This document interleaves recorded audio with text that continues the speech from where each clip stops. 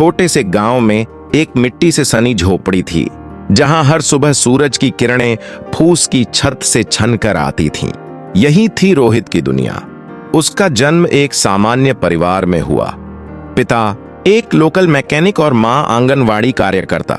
पैसे कम थे, लेकिन प्यार और संस्कारों की कोई कमी नहीं थी। रोहित बचपन से ही अलग था। जब बाकी बच्चे खेल में मग्न रहते, वह अपने पिता की दुकान पर जाकर चीजें खोलकर समझने की कोशिश करता। उसे सवाल पूछने की आदत थी। पंखा घूमता कैसे है? रेडियो से आवाज कैसे आती है? उसके सवाल मां को परेशान कर सकते थे, लेकिन उसके पिता मुस्कुराकर कहते, ये लड़का कुछ बड़ा करेगा। परिवार के पास इतने पैसे नहीं थे कि उसे अच्छे स्कूल भेजा जा सके। गांव के सरकारी स्कूल में पढ़ाई हुई, जहां शिक्षक समय से आते नहीं थे और किताबें भी अधूरी होती थीं। लेकिन रोहित ने ठान लिया था, जो मिल रहा है उसी से कुछ बड़ा करना है। 10वीं की परीक्षा उसके जीवन की पहली बड़ी चुनौती थी। दोस्तों के पास गाइड्स, नोट्स और ट्यूशन थे। रोहित के पास एक पुराना सिलेबस, गांव का टूटा स्कूल और मां की दुआएं। रात को लाल लाटेन की रोशनी में पढ़ाई करता और सुबह खेतों से लौटकर स्कूल जाता। उसकी दिनचर्या में आराम के लिए कोई जगह नहीं थी, लेकिन उसके इरादे फौलाद जैसे थे। जब परिणाम आया तो पूरे गांव ने देखा कि रोहित का नाम जिला टॉपर्स में था। स्कूल के प्रिंसिपल ने पहली बार किसी छात्र को स्टेज पर बुलाकर सम्मानित किया। मां की आंखों में आंसू थे, लेकिन वो आंसू गर्व के थे। स्कॉलरशिप के सहारे वह शहर के एक बड़े स्कूल में 11वीं में दाखिल हुआ। लेकिन यहाँ की दुनिया अलग थी। बच्चे ब्रांडेड कपड़े पहनते, फर्राटेदार अंग्रेजी बोलते और रोहित जैसे गांव से आए लड़कों को तुच्छ समझते। पहले कुछ हफ्ते बहुत मुश्किल रहे।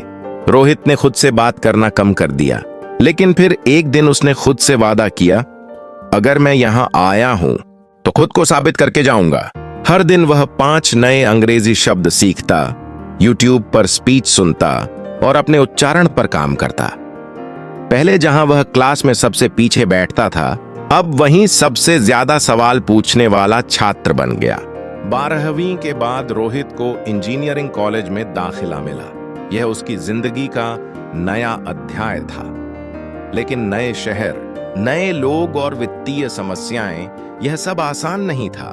कभी खाने के लिए पैसे नहीं होते, तो कभी कमरे का किराया देने के लिए उधार लेना पड़ता। लेकिन वह कभी नहीं टूटा। वह कॉलेज की लाइब्रेरी में देर रात तक पढ़ता, फ्री ऑनलाइन कोर्स करता और हर सेमेस्टर में अच्छे ग्रेड लाता। धीरे धीरे वह उस कॉलेज का सबसे एक्टिव छात्र बन गया। डिबेट, हैकाथॉन, वर्कशॉप, जहां भी मौका मिलता वह शामिल होता। कॉलेज के प्रोफेसर उसे rock star in the making कहते थे। कॉलेज के अंतिम वर्ष में उसने और 2 दोस्तों ने मिलकर एक स्टार्टअप शुरू किया। आइडिया अच्छा था, लोकल कारीगरों को ऑनलाइन प्लेटफॉर्म देना, पर अनुभव की कमी थी। टीम में मतभेद हुए, निवेशक ने हाथ खींच लिया और एक दिन ऐसा आया जब ऑफिस बंद करना पड़ा। वह पहली बार खुद से टूटा। सोचा, शायद ये मेरी हद थी, शायद मैं बस एक सपना देख रहा था जो पूरा नहीं हो सकता। पर उसी रात उसने एक बात लिखी, जो हार से डरता है उसे जीत का हक नहीं। और यही लाइन उसकी वापसी की शुरुआत बनी। उसने अपनी कहानी लिंक्डइन पर शेयर की। अगले ही दिन पोस्ट वायरल हो गया। हजारों लोगों ने शेयर किया और एक जाने माने निवेशक ने उसे कॉल किया, तुमने मुझे इंस्पायर किया, चलो दोबारा कोशिश करते हैं। नई टीम बनी, नया आइडिया और इस बार सब कुछ सीखा हुआ था। उसने न सिर्फ प्रोडक्ट पर ध्यान दिया, बल्कि टीम कल्चर, पारदर्शिता और लर्निंग को प्राथमिकता दी। हर असफलता को एक सीख की तरह अपनाया। 2 साल में उसका नया स्टार्टअप 5 लाख से ज्यादा यूजर्स तक पहुंचा। मीडियाओं ने उसे सक्सेस आइकन कहा। उसे बड़े मंचों पर बुलाया गया और टेडेक्स में बोलने का मौका मिला। पर सबसे बड़ा सुख उसे तब मिला जब एक छात्र ने कहा, भैया, आपकी कहानी पढ़कर मैंने आत्महत्या का विचार छोड़ दिया। अब मैं भी कुछ करना चाहता हूं। अब रोहित करोड़ों का मालिक था, पर सबसे ज्यादा खुशी उसे inspiring mentor of the year का अवार्ड पाकर हुई। उसने एक फाउंडेशन शुरू किया जहां गरीब छात्रों को स्कॉलरशिप, मेंटरिंग और डिजिटल स्किल्स सिखाई जाती हैं। आज वह जहां भी जाता है, उसकी कहानी लोगों की आंखों में उम्मीद जगा देती है।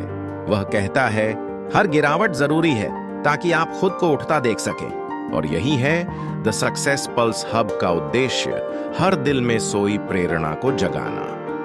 इस तरह की और कहानियों के लिए सब्सक्राइब करें। आपकी अगली प्रेरणा यहीं से मिल सकती है।